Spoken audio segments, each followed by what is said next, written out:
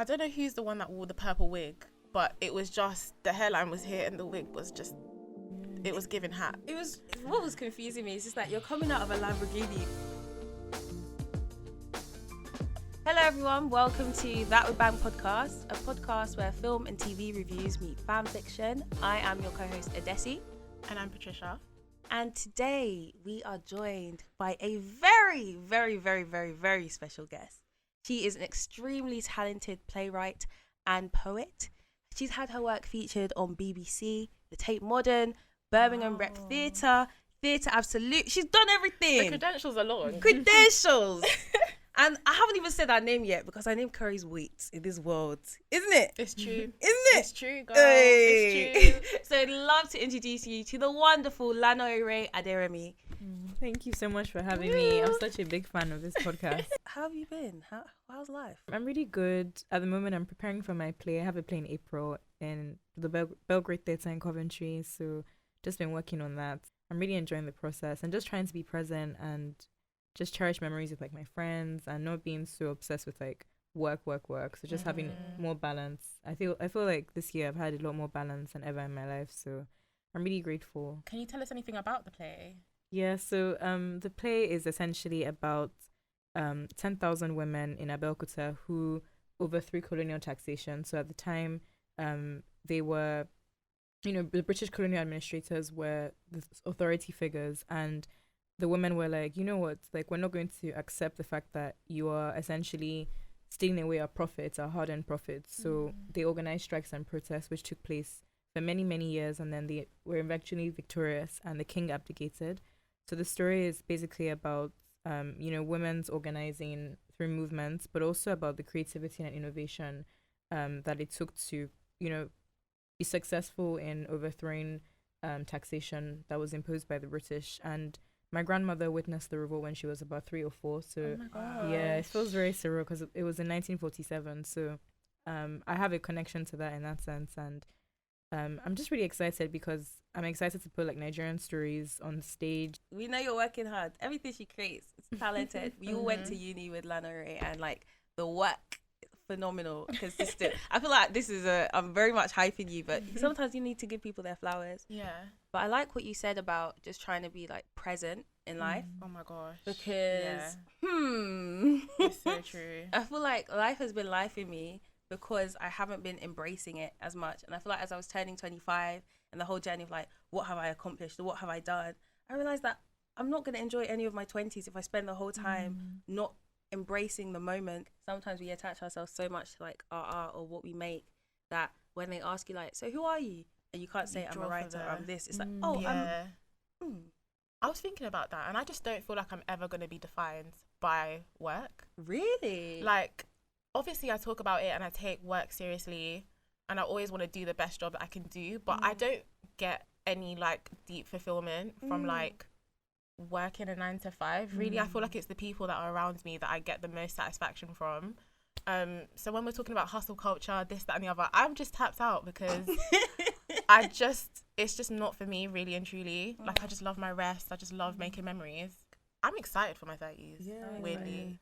And a lot of the people that I see in their 30s seem more comfortable. Comfortable, established. Yeah, it's like their 20s with like money. Basically. With money and like more sense of self, which I like. I like that. But has anything interesting happened to you guys this week, or have you been watching anything interesting as a whole? This week, I started Top Boy. Yeah, I'm very slow with shows, like extremely slow. Like it can take me 3 months to finish a season. I am so slow because I watch in like bits. Like I don't. Is that intentional? No, I think it's because I don't work at 9 to 5. I'm very like strict with my lunchtime. So like 30 minutes is 30 minutes. As soon as I'm very strict. So as soon as the alarm goes off, I just leave. And if like Top Boy is like an hour, for instance, 45 minutes. So like that means I probably watch 2 episodes in 2 days. Oh, sorry, 1 episode in 2 days. But then I also watch like, I have this thing where I have like comedies watching in the morning or in the afternoon, and then in the evening I watch dramas. Like I don't like to watch. I'm like that structure of your life. I need to laugh in the morning and afternoon, whereas in the evening I can watch like This Is Us, I can watch Top Boy, I can watch something. It's like I can't play Afrobeat. I can't play like jazz in the afternoon. I can play that in the evening. there's some music that you just feel like it's a lot better to play when things are quiet in the house. So how about you? Anything exciting about your own week? Do you know what? I feel like my life has been fairly exciting. I started a new job, which, I'm gassed to be doing, to be honest. It's a step up from what I was doing before, but I'm enjoying it so far. It's good. Went to a little influencer event on Thursday, which was very different. Influencer event? Who am I? I'm Who a new are girl. you? What did you wear? What did you wear? Do you know what? Yeah, the dress code was like colourful glam or something. So I was stressing. I was like, oh my god, like, do I need to like wear heels and some like fancy dress? But I ended up wearing this kind of like orange Fancy dress blazer. was your first thought. I don't know, like, when you panic a bit, but no, I just had like an orange blazer dress on, just some boots, kept it kind of like chill. But yeah, it was good. Met a lot of faces. Met Victor Kunda. Told him he was gorgeous to his face. He's tall. Wow. When I And tell he's you, beautiful. carved by the gods. As so in, like, no, beautiful. Victor Kunda. I tell you, if you ever watched this, Tell it to the camera, because we Adessy. both met him. The guy looks moisturized, So Oh my clean. goodness. very clean, Wow. very cream, Skin was just very perfect. and like a really good presence in general. Very nice, very 100%. So it nice. seems so sweet. Yeah. And I also met one of the co-hosts of like another podcast that I listened to called Tutu's podcast, and she was lovely. But what have I been watching? I have to apologize to you, Adessy, because when you told me to watch the trailer for Bel Air, I was very skeptical. I was like, it's another reboot. Same. Like, off the back of a real classic show, Fresh Prince. Like, is it really gonna give the people what it needs to give? And then I started watching it, and it's good. It's a good show. What? I'm even gonna cut you off right there. Do you know why? Because I feel like this is a consistent trend throughout this whole podcasting journey. I will say, Patricia, watch this. Patricia, do this. No. I like my Desperate Housewives. No. I like watching what I know. No. It's like I'm ahead of the times. I'm seeing all these things. I'm telling you guys, it's going to bang. The whole world is saying, no, it's not. It's not. I said this with K-dramas. I said this with Bel Air. No, please. I've actually actually good going things on. about Bel Air, but I also felt the same with the trailer. I was like, it's going to be so cringe, but I haven't watched it yet. It's very, very good. I wouldn't. I have, to be honest, I only watched episode 1. But episode 1 is very, very good. I'm going to continue watching the rest. I just need to sit down. I'm giving it good. I don't know if I'm going to say very, very good. I'll say it's very, very good. It's enjoyable, definitely. Like, it's not a bad show. Also, Coco Jones is very beautiful. Beautiful. Like, the face card just won't decline. And they cast her very well. Like, she's very good at acting in it. Yeah. But it's good. It's a good show just because it kind of like, obviously all the names are like all the same. So that's kind of the link to like the original show. But like, it's very independent, like in terms of the plot. I don't know, they've done it really well because like Hillary is like an influencer, and if Hillary, like back in Fresh Prince, if influencing was a thing, she would be an influencer. But so it kind of works. It's just more realistic. Definitely more realistic. What have you been watching this week? How's your week been going? My week's been interesting. It's been all right, you know. I've been gallivanting up and down London. But watching wise, I watched a couple episodes of Young Rich Africans. Oh I is this started that good? morning. Is it good? My mum loves it. Wow. Oh my gosh. I feel like, what do I think? I think it's in the bag of what they've created it to be. I feel like what's making me so sad is it's a good show. Like, for reality TV, it's actually good. Like, it does what it says it's meant to do. I just don't like how we're just normalizing and just continuously perpetuating the culture of cheating. Like, every man on there cheats, and it's just like, yeah, I cheat, but I just don't get caught. Like, we all cheat, and it's just like, it's normal. And it's like, I know that's a trope in like African culture for men to just be gallivanting up and down and to come back to their wives when they're tired. But I just didn't like how it's so normal and it's so accepted. I keep seeing there's one guy, so he's with one of the girls. I don't know if this is Two-Face, but he's been with the girl. In the relationship, he's had like 4 separate children, and she's the 5th. Yes, so Two-Face isn't even in the show, so it focuses on his wife Annie, right? And then he had 5 kids. He's been with her for like 16 years. He had 5 kids Before having a kid with her. Yeah, and he was with her the whole time. And she's still with him, and she's still very obsessed with him, essentially. And it's just really like, it was just sad because, one, I feel like she clearly didn't watch the cut before they released it on Netflix, because I wouldn't be happy with how I was portrayed, and she wasn't happy with how she was portrayed. And 2, it's just sad, man. Like, it's sad to watch someone go through those things. But it's also interesting because the different characters they mix together. Like, my mom said that they put the wrong type of Nigerian in that mix because, like, the South Africans were very, like, feisty, and Annie's quite a timid person. I feel like if they put a Nigerian who's ready to fight, we would have seen a completely different show. Yeah. Do you get what I mean? But it was an interesting thing. But what did you think from watching it? Yeah, I've only seen like 10 minutes of it. I started this today, but yeah, so far so good. I feel like, I mean, I'm not entirely happy with the whole, like, I don't know, I find obscene, do you pronounce it obscene? Like when, the obscene wealth, like, really uncomfortable. You know, the inequality is so huge, but obviously, like, it's not to say that, like, you can't show other aspects of, you know, Africa, but I just felt like, I don't know, maybe I just wanted a bit more normalcy, and some of the wealth was just, it was just so uncomfortable to see, knowing the reality. I don't think normalcy will come from these kind of reality TV shows. Like, even what's it called? Like, I'm very excited to see Real Housewives of Lagos. Yeah. I feel like drama that's going to come out is going to be a different level of drama. And I think that kind of thing, I've actually been asking for this for years, because I feel like Nigerians, we have a different level of petty. We have a different level of, like, causing shade and causing all sorts of situations. So I feel like that would be interesting. But I do agree with having a show that shows, like, the normalcy. Like, imagine having a show based in, like, an African country, maybe Nigeria or Ghana, where it just shows that the generation of people coming up and hustling and building their life. So a bit like Issa Rae's The Sweet Life. I don't know if you've seen it, but similar to that, where it's almost like a Made in Chelsea or High Life, but you're just seeing more normal situations where it's not glamorized. The world isn't glamorized. Well, where people are coming from isn't glamorized. There's so many different characters to explore. So I think it'll be interesting to see. Oh my God, no, I'm gonna start it today. I think Young, Famous, and African. Let me know what you think, because I just think the tweets are just too much. And they're gassing, like, they have so much money, but the wigs weren't wigging. The wigs were really Party I City. saw It one wasn't picture. vibing. Sorry, I don't know who's the one that wore the purple wig, but it was just the hairline was here and the wig was just.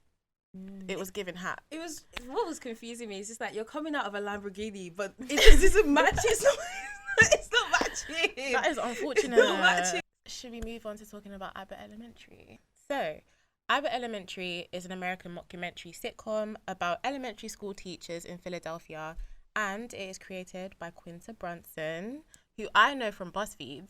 I was watching her on BuzzFeed videos like back in the day, and now she's out here just creating amazing shows.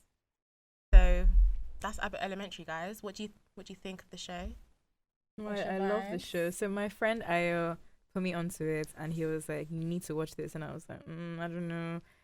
I mean, I don't think I was in the mood at the time for comedy. So I started watching it about 3 weeks ago, and like I said, I'm very slow with shows. So, but this time I was quicker with it. That's how I knew I really, really liked it.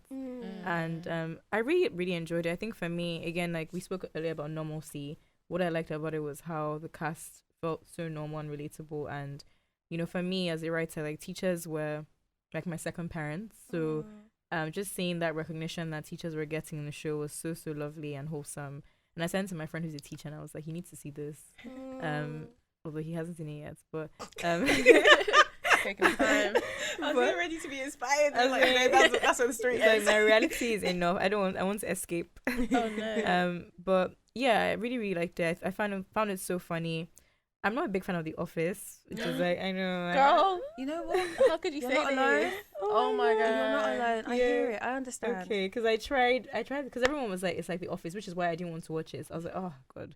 But then when I watched it, I like mockumentaries, which is why I like Modern Family. I like Modern Family. Okay, Yeah. Modern Family. Yeah. Is chef's kiss. We're aligned. But yeah, I really, really liked it, and I just liked how, I mean, the principal Ava is hilarious. She's so funny. Her one-liners are fantastic. It's one of those ones where you actually laugh. Yeah. Like you'll actually open your mouth to be like, haha, like. Yes. Yeah. And I think Ava is definitely the reason why I laugh. I didn't know she was a principal. I thought she was the secretary. Oh my God. I thought she was a secretary for like maybe 2 episodes. I was like, this lady is really relevant and she's making important decisions. Yeah. So she's actually the principal. Yeah. How did she get that job? She blackmailed the superintendent. Oh, is it? Because she caught him cheating. Oh, So she was like, you're going to make me the principal of this school. Honestly, because I was thinking, like, how did this? All this time I was thinking, when's the real principal coming up? When's coming? No, I was it's her. like, so it's you. It's her. Wow. And I love that. I love that. So who do you say between you guys? Like, who do you say is your favorite character in the show?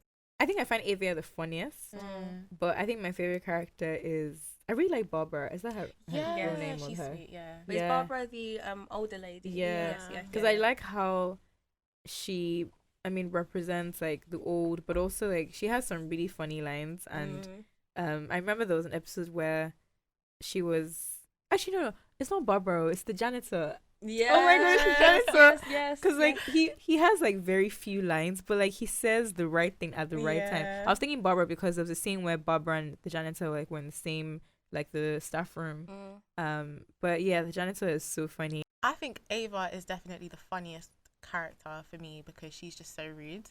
She is. But I just feel like low key the kids as well. The kids really, I don't know, like they're so good. Like the one that can't read. Yeah, and he's holding the book so upside funny. down. That was so funny. Like the kids in the show actually are really good kid actors, and I just love how involved they are. But yeah, I just think Ava's the funniest, but she annoys me. Yeah. Barbara probably would be my favorite because she's funny, but she's also just a nice character. But then there's also the guy. Which one? The white guy. Gregory. Not Gregory. Jacob. He's so weird. Yeah. He's probably one of my favorite. Actually, I forgot about him. Yeah. He's so serious. I feel like he reminds me of just like he's just he feels like a real colleague, like that person that just wants to be your friend, but they don't want to do too much, but they want to be your friend. And like the minute you show the little glimpse of life, they pour everything into it. He's hilarious. But did you ever have those teachers where you could have that banter, but then you would take it too far, and then they'll suddenly switch up on you, and then they'll just say get out of the class. But it's like, did you take it too far, or did they just not know how to handle it? Obviously, I'm looking in hindsight. I don't remember what was said, but I always just feel like everything was calm, and then you said out. I was like, wait, like why did you switch up on me? Like we were actually laughing. They probably missed lunch that day. Exactly, and then we're all confused as to like, what is our relationship with you? I feel like those teachers need to be consistent. Like, if you're going to be strict, just be strict. If you're going to be a vibe and know when to pattern. Do you get what I mean? Like, I did want to add another character, Janine's boyfriend, Tariq. He's actually a funny character. Whenever I see him, I'm also really annoyed. Like, like, why are you with, especially with what's her name, Janine? Like, why are you with this man? Like, how? A lot of people's like first anything in general, who you were at that beginning is not who you are later on, but you don't see that until like everyone who knows you for who you are now sees who you're with. Does that make sense? So like she still sees him as, yeah, we were 15 or we were 18 and like this and that. He's cute, like that's how he is. But everyone else is like, this is a grown man. He's trying to pursue a music career and it doesn't bang. And it reminds me of someone's tweeted saying, based on, because you know Idris Elba is like pursuing music and stuff, and someone tweeted like, ladies, you actually have to be on your toes at all times because at any age your man could decide he wants to pursue a rap career. And that's the situation. And it was just making me laugh because I was thinking about this and like I feel like Uncle Idris his music's actually vibing to me. Like I feel like he's got something there, but it's like, at what point do you support like the journey? Like, babe, this is your passion. And at what point are you like, babe, I know this is the one? Because he'll be like, you weren't there with me in the beginning. You didn't ride with me in the beginning, but you know that this doesn't slap. I think some people need to be embarrassed, like experience embarrassment and shame before they honestly, because I think there's some people that you just can't like tell them, you can tell them the truth and they still just don't get it. But like if the public shames them, you know, then they realize. I think some people just need their own, I guess, shame. They need to experience shame. But are you willing to partake in that shame? Because you're not me. It's shame by association. So it's like, that's your man. Like, yeah, that's my man. Yeah, that's him. I'm gonna stick beside him. No, I that's don't have tricky. the capacity for that. I think I'd provide resources. So like, if a person needed, like, I'd be like, maybe I had a friend who was another good rapper. I'd say, come to the studio session, kind of observe what's happening. Just kind of learn mentorship in some sense. But the thing, what you're saying, but the thing is, in his head, like, let's imagine that you're dating Tariq, right? Yeah. In his head, he doesn't even think it's mentorship. He thinks it's collab. Like, you jump in the pool, I'll jump in after. Like, he thinks you have to be explicit. Like, babe, I don't think you're that good. Oh Lord. Sometimes people need tough love, though. You know, maybe you have to suck it up and just be like, listen, the music is just not strong enough. But do you think Tariq is also the kind of person that thinks he's like amazing? So even if you told him, because I don't know if he would because I think he actually thinks he's great, which is the He problem. thinks he's the greatest. But the issue is that sometimes you need to be delusional to be successful. So It's like even like with the whole Yeezus and Kanye West situation, that's for a long true. time, people were telling Kanye he wasn't good, but he was good. Yeah. So is it one of those things that maybe we just don't see it? Yeah, we just don't see the vision. Like they're ahead of their time. We just don't That's see it. so Maybe he's ahead of his true. time, and then in 2030, everyone will be banging out his music like he was so slept on. People didn't appreciate him. But it's like, But when you actually think about music today, you don't always need to be like a Kanye to be successful. So he could very well blow. That's the thing. it was just even the situation where that episode where everyone was kind of questioning why they're together, and he just assumed that like Greg was like A&R and Greg was someone that was managing talent. I was like, dude, you're out of school. No one is here for you. No one is checking for you. It's just so funny. Like I find I don't know. I think what I really like about the show is that the characters are so well thought out and so likable across the board. But do you think Abbott Elementary could work in the UK with like primary school teachers? Do you think it could work? Or in Nigeria? I can't speak for Nigeria because I've obviously never been. But like, Ghana? do you know what? England, I can see it. Yeah. I can fully see it. And I think it would be so hilarious. Ghana, I don't know. I actually don't know. Like, again, my time there has been very limited, and I also never schooled there. So I can't really say. But I definitely would watch one that was based in the UK. I didn't go to a public school in Nigeria, so I'd speak from going to a private school in Nigeria. It could work to an extent. So like staff from politics is a big thing in Lagos private schools. So I know that like there's a lot of tension in the staff room, and also like I think there'd be a lot of punishment. So that would be the only thing. So get out of my class, kneel down here. I feel like that would be more of what would. I can't imagine a mockumentary about that. Honestly, that would be such a great spin-off actually. And I think also there'd be a lot of like extracurricular activities. So because I feel like a lot of Nigerian private schools are so big on dance. Like dance is such a huge part of like like our Christmas concerts were like a full production, and also like there'd be British children that were sent to Nigeria. Oh my god! Oh my gosh, that would be a funny element. So I can imagine like maybe with the child that couldn't read, maybe they told them, "Oh, go and read like." Maybe say the national anthem on the stage, and maybe he just didn't. Maybe the child didn't understand it. That night teacher was like, "No, you know he just came from London. Don't worry, it's okay." You know what? Now you're fleshing it out. It's a story, It's a man. concept, Maybe I should reach out to Get a producer, get it in development. It's giving. This is why we like this podcast. We like to develop ideas, generate content. In regards to like Nollywood as a whole, there's so many spaces that need to be explored. I'm tired of seeing stories that have the same plot line of the moral is women obey your husband so he doesn't beat you or cheat on you. I don't want that anymore. But like, not to say that like getting Western recognition is the sign of success, but thinking about kind of how K-dramas are really more like globally consumed now. Like, imagine having that from like Nollywood and stuff like that, and just more people recognizing it. I think it will Does happen. that make sense? I 100% see it happening. I feel like within the next, I'll say 20, let me not say 10 years. I'll say the next 20 years, Nollywood could be where K-dramas are. No, but we're actually going to move on to the third part of the podcast. So we've kind of picked a scene from Abbott Elementary that Adessy and I have kind of reimagined. And you actually touched on it earlier on, and it's the scene where Tyreek comes to the school. It's that episode. Yeah. Not that scene, sorry, that episode. But Janine and Greg kind of walk outside because she's being teased about her relationship with Tyreek from the other teachers. So she storms off and she's outside in the rain, and then Greg comes to join her. But that scene is kind of what we've worked on. So we're going to play our different versions for you, and then you can decide which is your favourite after asking us questions and picking it apart. For me, I've just done it from a position that Tyreek is a jealous character in general, and the consequences of that, and seeing if Janine finally sees if he's the guy for her. Tyreek spots Greg and Janine together and is instantly jealous. He doesn't know who Greg is, but is determined to show him who's boss. On stage, he starts performing his music, but the kids boo him. Janine panics, but Tyreek is still triggered by Greg's presence. So he ditches his original music and starts to do a freestyle diss track on Greg. The kids cheer and encourage Greg to fight back. They're calling him Greg Skinny Leg Greg. Greg, fired up, picks up the mic and battles Tariq. It's like he's rehearsed these bars his whole life because they cut deep to the point where Tariq is questioning his whole existence. Janine is mortified as Tariq runs off the stage. He blames her for humiliating him and dumps her. The next day, the office is tense. The teachers are laughing about the situation, but fall silent when Janine enters the room. She's heartbroken and is too distracted to focus on work. We watch her sneak out of her classes to call Tariq, but it goes to voicemail. She leaves over 40 desperate messages.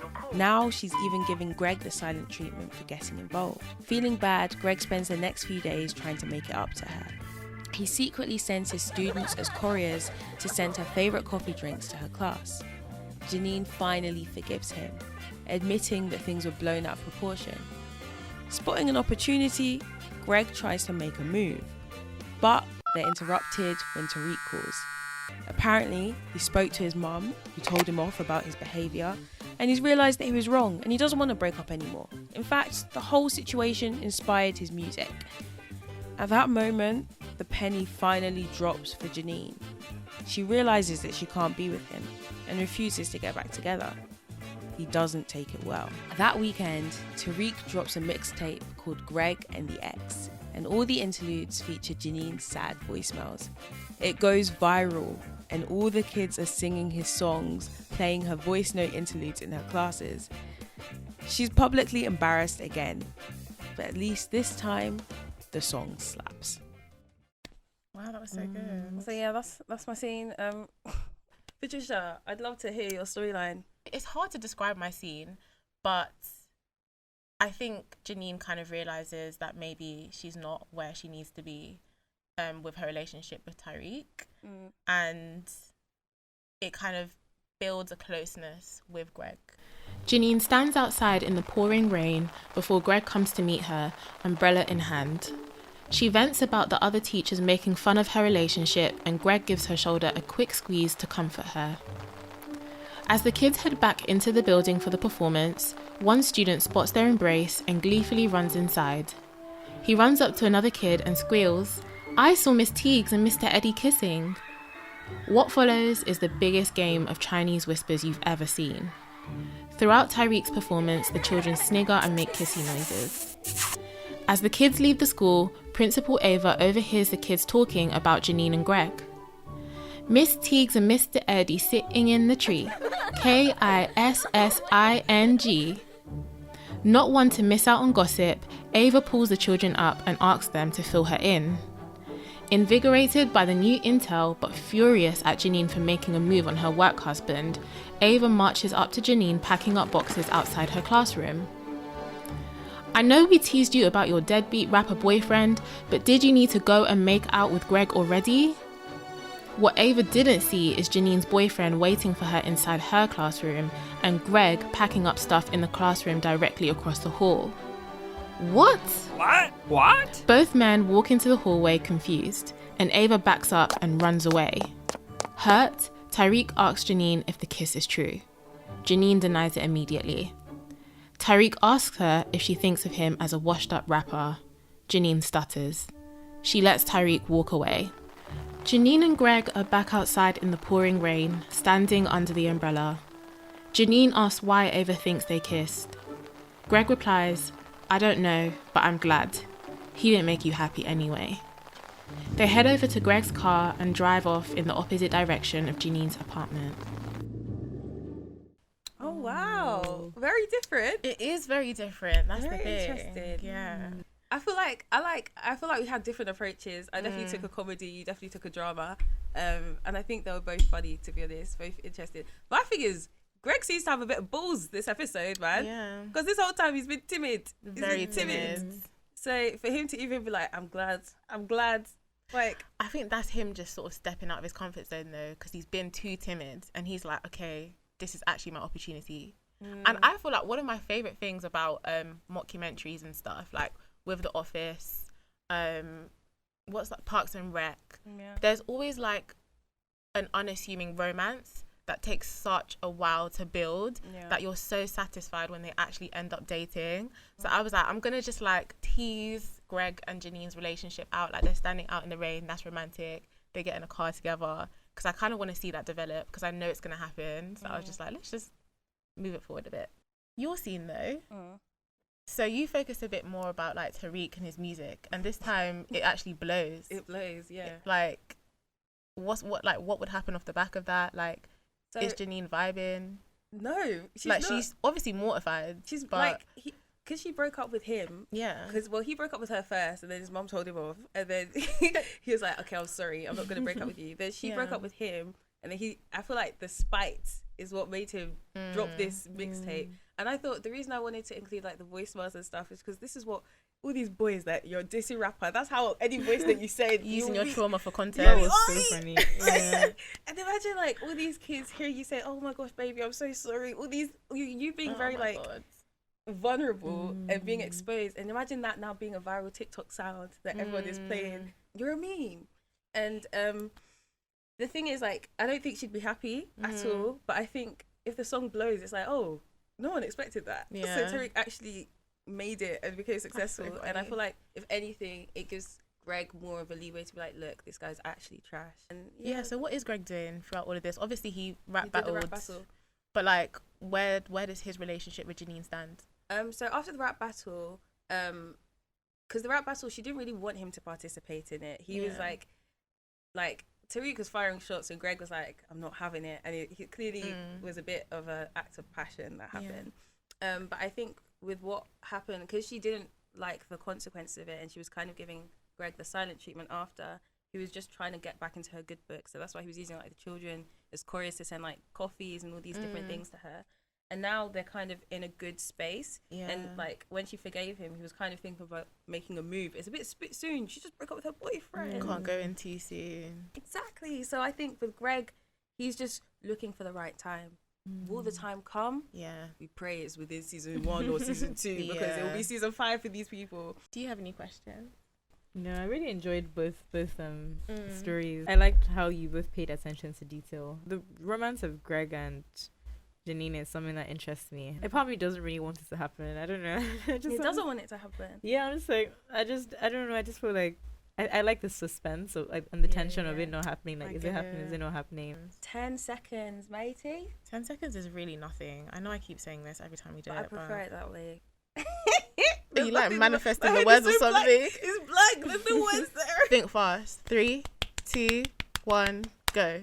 Pick my scene because it shows an authentic, hilarious experience of them. We see the different types of dynamics of their relationship, how Tariq acts and what actually happens if he blew. We see how Janine acts and how she reacts. I don't actually have anything to say about my scene. It's really hard. I haven't got anything to defend. It's just like, it is what it is. Like, if you like it, You like it. you like it.